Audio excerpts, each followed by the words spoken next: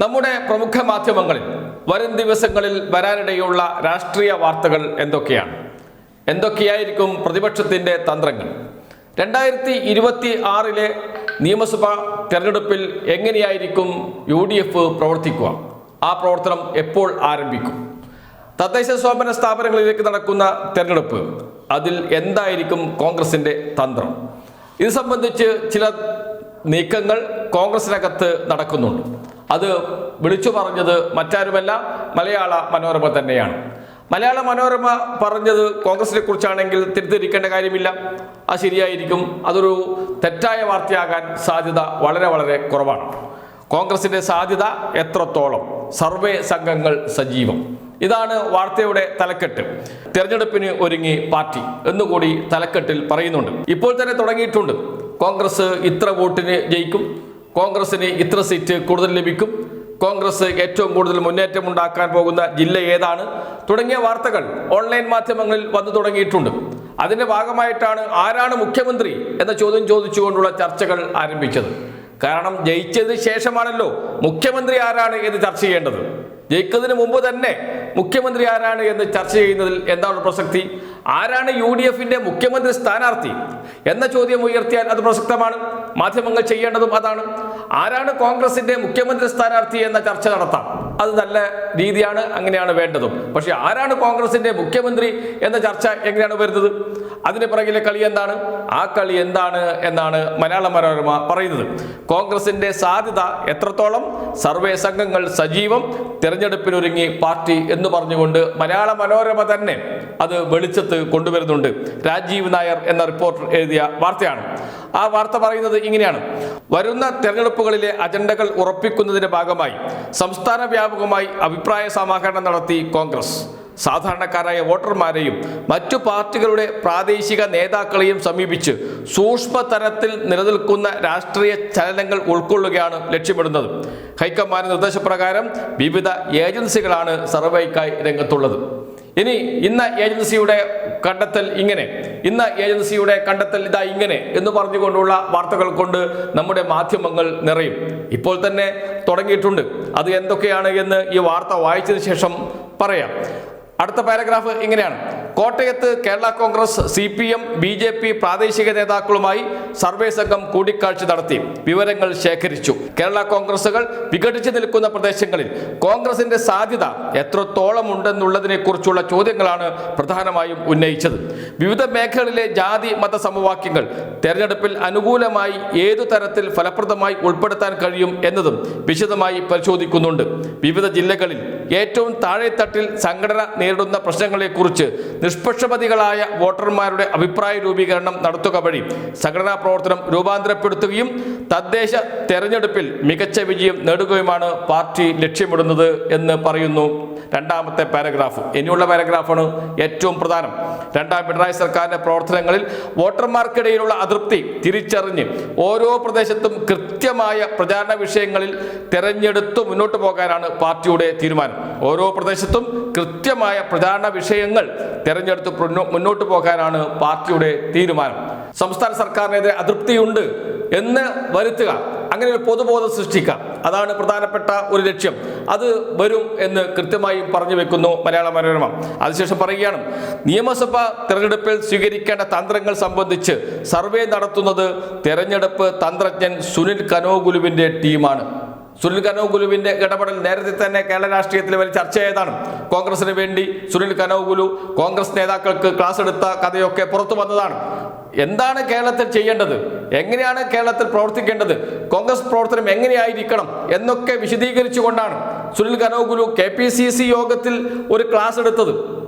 കോൺഗ്രസ് നേതാക്കളെ പഠിപ്പിക്കുകയാണ് എങ്ങനെയാണ് നാട്ടിലിറങ്ങി പ്രവർത്തിക്കേണ്ടത് എന്ന്. അത്രമാത്രം കോൺഗ്രസ് നേതാക്കൾ ചുരുങ്ങിപ്പോയോ എന്ന ചോദ്യം അന്ന് ഉയർന്നിരുന്നു.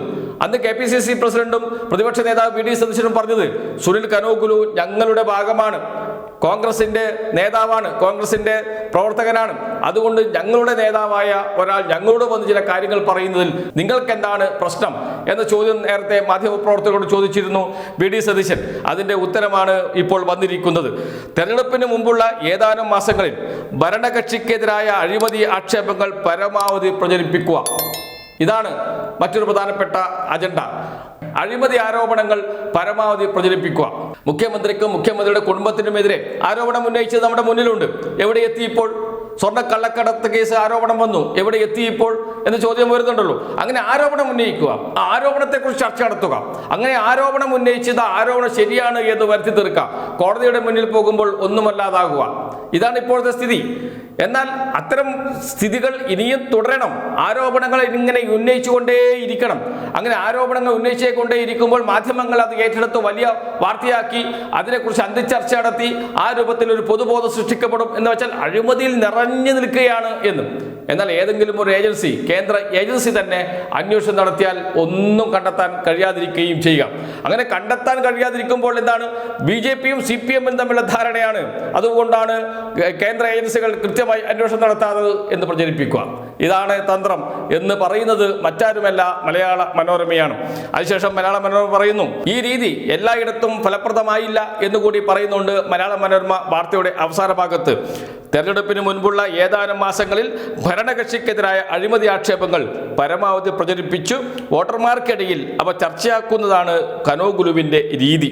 കർണാടക, തെലങ്കാന നിയമസഭാ തെരഞ്ഞെടുപ്പുകളിൽ അത് ഫലം കണ്ടുവെങ്കിലും ഹരിയാനയിലും മഹാരാഷ്ട്രയിലും തന്ത്രം പാളിയിരുന്നു.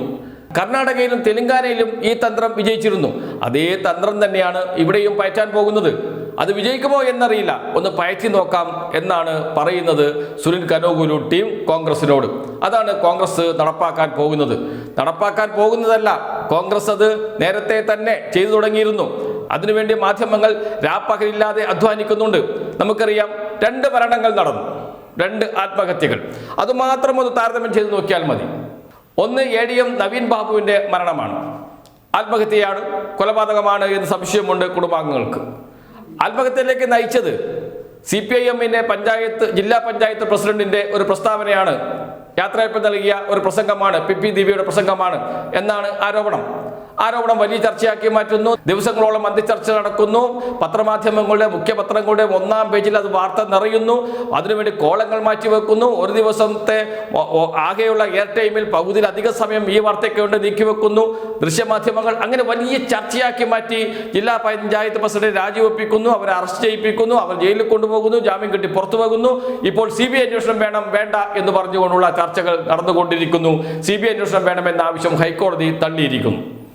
അതുവരെ എത്തി നിൽക്കുന്നു. എല്ലാവർക്കും അറിയാം ആ സംഭവത്തിന്റെ പിറകിൽ പ്രവർത്തിച്ചതാരാണ്, ആരൊക്കെയാണ്, അതിലെ കഥാപാത്രങ്ങൾ ആരൊക്കെയാണ് എന്നത് എല്ലാവർക്കും അറിയാം. ഒരാളുടെ മനസ്സിൽ നിന്നും അത് മാഞ്ഞു പോകില്ല. അത്രമാത്രം അത് ജനങ്ങളുടെ മനസ്സിൽ അടിച്ചേൽപ്പിക്കാൻ നമ്മുടെ മാധ്യമങ്ങൾക്ക്, പ്രമുഖ മാധ്യമങ്ങൾക്ക് കഴിഞ്ഞിട്ടുണ്ട്. നേരെ പോവുക വയനാട്ടിലേക്ക്. കണ്ണൂർ ജില്ലയിലെ തൊട്ടടുത്ത പ്രദേശമാണ് വയനാട്. അവിടെ 2 പേർ ആത്മഹത്യ ചെയ്തു. ജില്ലാ കോൺഗ്രസ് കമ്മിറ്റിയുടെ ട്രഷറർ, അദ്ദേഹത്തിന്റെ മകൻ, 2 പേരും ആത്മഹത്യ ചെയ്തു. വിഷം കഴിച്ച് ആത്മഹത്യ ചെയ്തു. ആരാണ് ഉത്തരവാദി? കോൺഗ്രസ് നേതാക്കളാണ് എന്ന് ആത്മഹത്യാക്കുറിപ്പ് പുറത്തു വന്നു. അതിൽ കൃത്യം പേര് വന്നു. KPCC പ്രസിഡന്റിന് മരിക്കുന്നതിന് മുമ്പ് അയച്ച കത്ത് പുറത്തു വന്നു. ആ കത്ത് 10 ദിവസത്തേക്ക് പുറത്തുവിടരുത് എന്ന് മകനോട് പറഞ്ഞിട്ടുണ്ട് എന്ന് ആ കത്തിന്റെ താഴെ തന്നെ അദ്ദേഹം എഴുതി വെക്കുന്നു ആത്മഹത്യ ചെയ്തതിനു മുമ്പ്. അങ്ങനെ ചെയ്താൽ അത് കോൺഗ്രസ് നാണക്കേടാകും. അതിനു മുമ്പ് പ്രശ്നം പരിഹരിക്കുമായിരിക്കും. ഈ കടങ്ങളൊക്കെ കോൺഗ്രസ് പാർട്ടിക്ക് വേണ്ടി ഞാൻ നടത്തിയ പണമിടപാടുകൾ, അതൊക്കെ എനിക്ക് തന്നെ ബാധ്യതയായി വന്നിരിക്കുന്നു. 65-70 ലക്ഷത്തോളം കടം വന്നിരിക്കുന്നു. ആ കടബാധ്യത കോൺഗ്രസ് തീർക്കുമായിരിക്കും, ഞാൻ മരിച്ചാലെങ്കിലും തീർക്കുമായിരിക്കും എന്ന് പറഞ്ഞിട്ട് 10 ദിവസവും കൂടി കാത്തിരിക്കണം മകനെ. കോൺഗ്രസിനെ അപഖ്യാതി ഉണ്ടാക്കരുത്, കോൺഗ്രസ് നേതാക്കൾക്ക് അപഖ്യാതി ഉണ്ടാക്കരുത് എന്ന് പറഞ്ഞ് എഴുതി വെച്ച കത്തുകൂടി പുറത്തു വന്നു. ആരെങ്കിലും അത് ഒരു വാർത്തയായി കണ്ടിട്ടുണ്ടോ? ആത്മഹത്യ ചെയ്തു എന്ന വാർത്ത ചരമകോളത്തിൽ വന്നിരുന്നു എന്നതിനപ്പുറത്തേക്ക് എവിടെയാണ് അത് അന്തിച്ചർച്ച നടന്നത്? എവിടെയാണ് ആ വാർത്തയുടെ പിറകിലൂടെ മാധ്യമങ്ങൾ പോയത്? എവിടെയാണ് മാധ്യമങ്ങൾ വയനാടിൽ ഈ ആത്മഹത്യ ചെയ്ത കുടുംബത്തിന്റെ മുന്നിൽ കാത്തിരുന്നത്? കോൺഗ്രസ് പാർട്ടിയുടെ നേതാക്കളുടെ മുന്നിൽ കാത്തിരുന്നത്? ആരാണ് സംസ്ഥാന കോൺഗ്രസ് നേതാക്കളുടെ ബൈറ്റ് എടുക്കാൻ KPCC ഓഫീസിലേക്കും അതിലെങ്കിൽ പ്രതിപക്ഷ നേതാവിന്റെ മുന്നിലേക്കും പോയത്? പ്രതിപക്ഷ നേതാവിനോട് ഇതുവരെ ഇത് സംബന്ധിച്ച് എന്തെങ്കിലും കാര്യമായ ചോദ്യം ചോദിക്കാൻ നമ്മുടെ മാധ്യമ പ്രവർത്തകർ തയ്യാറായോ? ഈ ചോദ്യങ്ങളൊക്കെ അവശേഷിക്കുന്നുണ്ട്. എന്ന് വെച്ചാൽ അത് ഒരു പൊതുബോധത്തിന്റെ ഇടയിലേക്ക് കൊണ്ടുവരുവാൻ നമ്മുടെ പ്രമുഖ മാധ്യമങ്ങൾ തയ്യാറാകില്ല, അത് മാറ്റിവെക്കും. ഇങ്ങനെ പ്രവർത്തനം നേരത്തെ തുടങ്ങിയിട്ടുണ്ട്. ഇനി അത് കൂടുതൽ രൂക്ഷമാകും. അത് ഇനിയും കൂടുതൽ രൂക്ഷമാകാനാണ് സാധ്യത. അതിനുള്ള തന്ത്രങ്ങളാണ് സുനിൽ കനോഗുലുവിന്റെ ടീം നടത്തിക്കൊണ്ടിരിക്കുന്നത് എന്നാണ് മലയാള മനോരമ തന്നെ പറയുന്നത്. മലയാള മനോരമ ദിനപത്രമല്ല, ഓൺലൈനിലാണ് വാർത്ത വന്നിരിക്കുന്നത്. നാളെ ദിനപത്രത്തിൽ ഈ വാർത്ത ഉണ്ടാകുമോ എന്നറിയില്ല. ഏതായാലും എന്താണ് കോൺഗ്രസിന്റെ കളി, എന്താണ് കോൺഗ്രസിന്റെ രീതി എന്നത് മലയാള മനോരമ തന്നെ പറഞ്ഞു തരുന്നു. മലയാള മനോരമ പറഞ്ഞു തന്നതുകൊണ്ട് തെറ്റാക്കാൻ സാധ്യതയില്ല. കാരണം കോൺഗ്രസിനെ സംബന്ധിച്ചാണ് പറയുന്നത്, മലയാള മനോരമയാണ് എന്നതുകൊണ്ട് തന്നെ അതൊരിക്കലും തെറ്റാൻ സാധ്യതയില്ല. എന്ന് വെച്ചാൽ ഇനിയും വരാനുണ്ട് വലുത്. CPIM നേതാക്കളും പ്രവർത്തകരും LDF നേതാക്കളും പ്രവർത്തകരും ജാഗ്രത പാലിച്ചോ എന്നാണ് മലയാള മനോരമ തന്നെ പറയുന്നത്.